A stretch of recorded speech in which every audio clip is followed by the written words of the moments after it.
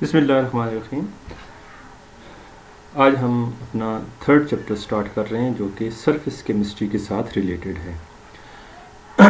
Surface chemistry की वो branch है जिसमें हम सरफेस फिनोमेना को स्टडी करते हैं। तो study of surface phenomena is known as surface chemistry. तो इसमें चंद एक स्टार्ट में छोटे छोटे कंसेप्ट्स हैं वो हमें पता होने चाहिए। Number 1, adsorption. एड्जॉर्प्शन किसी भी सब्सटेंस के मॉलिक्यूल्स का किसी दूसरे सब्सटेंस की सरफेस पे एकमुलेट हो जाना है। वो प्रोसेस जिसमें किसी एक सब्सटेंस के मॉलिक्यूल किसी दूसरे सब्सटेंस के सरफेस पे जमा हो जाते हैं उसको हम एड्जॉर्प्शन कहते हैं। और ये जो सब्सटेंस एकमुलेट हो रहा है वो गैस या लिक्विड होगा और जिसकी सरफेस पे एड्जॉर्प्शन हो रही है वो सॉलिड या लिक्विड होगा। तो हम ये कह सकते हैं कि वो फिनोमेना जिसमें किसी गैस या लिक्विड के मॉलिक्यूल किसी सॉलिड या लिक्विड की सरफेस पे एकमुलेट हो जाते हैं, कलेक्ट हो जाते हैं, अटैच हो जाते हैं, उसको हम एड्जॉर्प्शन कहते हैं। इसके अगेंस्ट जो टर्म इस्तेमाल होती है वो है एब्जॉर्प्शन। एब्जॉर्प्शन वो फिनोमेना है जिसमें किसी एक सब्सटेंस के मॉलिक्यूल किसी दूसरे सब्सटेंस के बल्क में इंटर हो जाते हैं। एक सब्सटेंस का किसी दूसरे के बल्क में पेनिट्रेट कर जाना, इंटर हो जाना, इसको हम एब्जॉर्प्शन कहते हैं। तीसरी टर्म है जॉर्प्शन। जॉर्प्शन जो है वो फिनोमेना है जिसमें एड्जॉर्प्शन और एब्जॉर्प्शन एक ही वक्त में वकूअ पज़ीर हो रहे होते हैं। और ऐसा फिनोमेना जिसमें एड्जॉर्प्शन भी हो रही है यानी एक सब्सटेंस यानी गैस या लिक्विड दूसरे के सरफेस पे भी अटैच हो रहा है और उसके इंटीरियर में भी जा रहा है, तो then it is known as absorption. जैसे एड्जॉर्प्शन मुख्तलिफ हमारे पास सॉलिड्स हैं, जैसे चारकोल है, उसके ऊपर हम गैसेस को एड्जॉर्ब करवा लेते हैं, उनकी सरफेस पे अटैचमेंट। एब्जॉर्प्शन एक स्पंज है, उस पर पानी इंटर हो जाता है, दिस इज़ एब्जॉर्प्शन। जॉर्प्शन जो होता है वो बाद ऐसे मटेरियल्स होते हैं जिनकी सरफेस पे भी अटैचमेंट हो रही होती है और साथ इंटीरियर में भी जा रहा होता है, then it is known as absorption. Adsorption में दो इम्पॉर्टेंट टर्मिनोलॉजीज़ हैं, एक है एडजॉर्बेट और दूसरा है एडजॉर्बेंट। एडजॉर्बेट उस सब्सटेंस को कहते हैं जो कि किसी भी दूसरे सब्सटेंस की सरफेस पे अटैच होगा। जैसे मैंने कहा कि कोई गैस या लिक्विड जो है किसी दूसरे सरफेस, तो ये जो गैस या लिक्विड जिसके मॉलिक्यूल अटैच हो रहे हैं इसको हम एडजॉर्बेट कहेंगे। और वो सब्सटेंस जिसकी सरफेस पे अटैचमेंट हो रही होती है उसको हम एडजॉर्बेंट कहते हैं। जैसे कि जो सॉलिड या लिक्विड जिसकी सरफेस पे अटैचमेंट हो रही है then it is known as adsorbent. जैसे हम ऑक्सीजन को चारकोल के ऊपर या एसिटिक एसिड को चारकोल के ऊपर जब अटैच करवाते हैं तो acetic acid is adsorbate and charcoal it's adsorbent.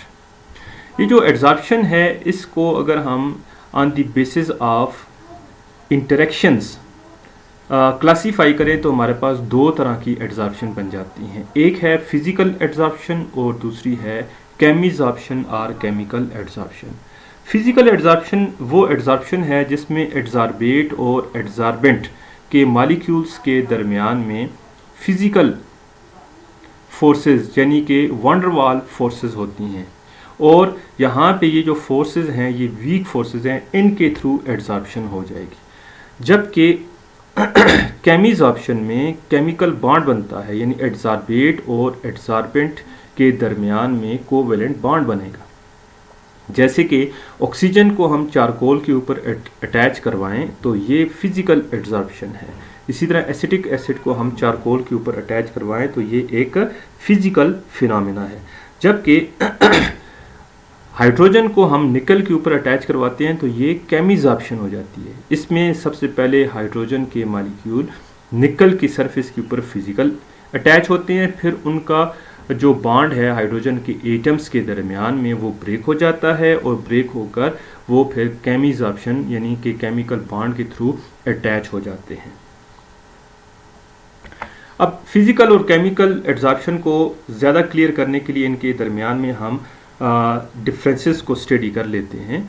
तो फिजिकल एड्जॉर्प्शन एक ऐसा प्रोसेस जैसे अभी मैंने बताया जिसमें वन डर वाल फोर्सेस इन्वॉल्व होती हैं और केमीज़ाब्शन में केमिकल बॉन्ड बनता है। यानी फिजिकल एडजॉर्प्शन में या लंडन फोर्सेस होंगी या हाइड्रोजन बॉन्डिंग होगी या फिर डाइपोल फोर्स होगी, जबकि केमीज़ाब्शन में कोवेलेंट बॉन्ड मौजूद होगा एडसॉर्बेट और एडसॉर्बेंट के दरमियान में। दूसरा इंपॉर्टेंट पॉइंट ये है कि फिजिकल एडजॉर्प्शन में मल्टी मॉलिक्यूलर लेयर बनती है, यानी एडसॉर्बेंट के ऊपर एडसॉर्बेट की एक लेयर बनी, उसी के ऊपर एडसॉर्बेट की दूसरी लेयर, उसी के ऊपर तीसरी लेयर, इस तरह से बन सकती है। जबकि केमीज़ाब्शन में एडसॉर्बेंट के ऊपर एडसॉर्बेट की एक लेयर बन जाती है, फिर उसके बाद फर्दर एडसॉर्बेट और एडसॉर्बेंट आपस में इंटरेक्शन नहीं कर सकते, तो लिहाजा फर्दर जो बॉन्ड हैं वो नहीं बन सकते, लिहाजा मोनोमॉलिक्यूलर लेयर बनेगी। फिजिकल एडजॉर्प्शन रिवर्सेबल प्रोसेस है क्योंकि वीक फोर्सेस होती हैं, आसानी से रिवर्स भी हो सकता है, जबकि केमीज़ाब्शन जो है वो कोवेलेंट बॉन्ड बन गया, कोवेलेंट बॉन्ड बनने की वजह से इस बॉन्ड को ब्रेक करना आसान नहीं, तो लिहाजा ये इरिवर्सिबल प्रोसेस होता है। चौथी बात यह है कि फिजिकल एडजॉर्प्शन लो टेम्परेचर पे ज़्यादा होती है और टेम्परेचर के बढ़ाने से कम होती जाती है, क्योंकि टेम्परेचर बढ़ाएंगे फोर्स ऑफ अट्रैक्शन जो है वो वीक होगी और इस तरह से बॉन्ड ब्रेक होना शुरू हो जाएंगे और मॉलिक्यूल जो हैं वो एडजॉर्ब जो मॉलिक्यूल हैं वो भी वहाँ से रिलीज़ होना शुरू हो जाएंगे। जबकि केमीज़ाब्शन जो है टेम्परेचर के बढ़ाने से बढ़ती है, क्योंकि हमें पता है केमीज़ाब्शन केमिकल बॉन्ड है और केमिकल बॉन्ड जो है वो टेम्परेचर के बढ़ाने यानी केमिकल रिएक्शन जो है रिएक्शन टेम्परेचर के बढ़ाने से उनकी स्पीड इंक्रीज़ होती है, क्योंकि टेम्परेचर बढ़ाने से जो एक्टिवेशन एनर्जी है वो मॉलिक्यूल गेन कर लेते हैं और ज़्यादा से ज़्यादा मॉलिक्यूल जो है वो केमिकल बॉन्ड बनाने के काबिल हो जाते हैं। पांचवा पॉइंट ये है कि इंक्रीज इन प्रेशर जो है, प्रेशर को हम जितना बढ़ाएंगे उतना ही एडसॉर्बेट और एडसॉर्बेंट के मॉलिक्यूल में इंटरेक्शन ज़्यादा होगी और वो ज़्यादा अटैच होंगे, एडसॉर्बेट के मॉलिक्यूल एडसॉर्बेंट के ऊपर ज़्यादा अटैच होंगे। जबकि केमीज़ाब्शन में टेम्परेचर के बढ़ाने से प्रोसेस जो है वो डिक्रीज़ भी हो सकता है, जैसे आपने केमिकल रिएक्शंस में पढ़ा हुआ है कि बाज़ प्रोसेस ऐसे होते हैं जो प्रेशर के बढ़ाने से उनकी स्पीड कम हो जाती है या वो रिएक्शन जो है अनफेवरेबल हो जाता है, तो यहाँ पे प्रेशर बढ़ाने से केमीज़ाब्शन जो है वो डिक्रीज़ हो सकती है। अब फिजिकल एडजॉर्प्शन के लिए कोई डेफिनेट एनर्जी रिक्वायर्ड नहीं होती प्रोसेस के, क्योंकि फिजिकल प्रोसेस है, इसके लिए कोई एक्टिवेशन एनर्जी की ज़रूरत नहीं होती, जबकि केमीज़ाब्शन चूँकि केमिकल प्रोसेस है और इसके लिए एक डेफिनेट एनर्जी रिक्वायर्ड होती है जिसको हम एक्टिवेशन एनर्जी कहते हैं। तो फिजिकल एडजॉर्प्शन जो है उसको स्टार्ट करवाने के लिए ख़ास एनर्जी रिक्वायर्ड, जबकि केमिकल एडजॉर्प्शन या केमीज़ाब्शन के लिए डेफिनेट एनर्जी हमें रिक्वायर्ड होगी। सातवां पॉइंट ये है कि हीट ऑफ एडजॉर्प्शन, यानी कि जब एडसॉर्बेंट के ऊपर अटैच होता है तो एनर्जी जो रिलीज़ होती है वो हीट ऑफ एडजॉर्प्शन है वो कम होती है, यानी 50 किलो जूल पर मोल से कम होगी, क्योंकि ये एक फिज़िकल फोर्सेस होती हैं, वीक फोर्सेस होती हैं, तो इनमें जितनी कम फोर्स क्रिएट होगी इतनी कम एनर्जी रिलीज़ होगी। जबकि केमीज़ाब्शन जो है इसमें केमिकल बॉन्ड बनता है तो जो एनर्जी रिलीज़ होती है वो लार्ज है, जो कि 80 किलो जूल पर मोल से ज़्यादा होती है।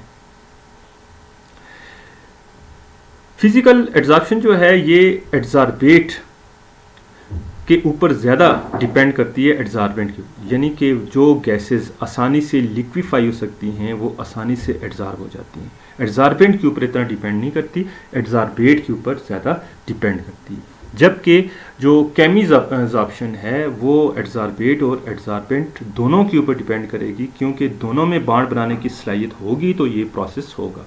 तो chemisorption is function of both adsorbate and adsorbent. तो ये हमारा आज का टॉपिक था जिसमें हमने इम्पॉर्टेंट टर्मिनोलॉजीज़ जो हैं वो स्टडी की हैं और इसमें ये बार बार इस्तेमाल होंगी, इसलिए मैंने एक इनका इंट्रोडक्शन आपको दिया है।